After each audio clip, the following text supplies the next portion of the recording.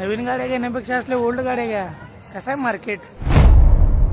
तर आज दुपारीच सगळं आवरून आपण निघालेलो सांगली फेस्टिवलला. आज तिथं विंटेज गाड्यांचा मीटअप आणि शो होणार होता. आणि तुम्हाला तर माहितीच आहे विंटेज गाड्यांचा आपण किती दिवाने आहे, त्यामुळे आपण आज तिकडेच निघालेलो. तिथं पोहोचलो तोपर्यंत त्यांचं जिप्सीचं वगैरे लाईनिंग झालेलं. आणि आता काय नेहमीप्रमाणेच गाड्या बघून तर आम्हाला कळायचंच बंद झालेलं. या ठिकाणी कुठलीच गाडी कुठल्याच गाडीला कमी नव्हती, सगळी एकापेक्षा एक होते. आणि तेवढ्याच समोरची मर्सिडीज बघून तर आमचे डोळेच दिपले. खरंच या नवीन गाड्यांना या जुन्या गाडींना कुठंच तोड देऊ शकत नाहीत. काय म्हणतोस, कशी गाडी हा?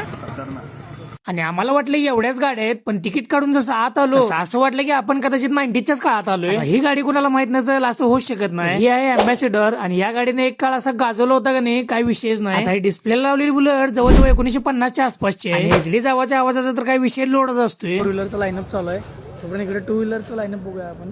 तर आम्ही तर पहिल्यापासून रॉयल एनफिल्ड लवर आहे, पण इथे एवढ्या क्लीन कंडिशन गाड्या बघून आम्ही अजूनच जास्त प्रेमात पडलोय. ओल्ड म्हणजे नुसतं बुलेट नव्हे तर इथं वेस्पा स्कूटर वगैरे सगळ्या गाड्या आल्या होत्या. इथं आमच्या आता 2-2 वर्ष आधीच्या गाड्यांनी ट्राईन झाल्यात.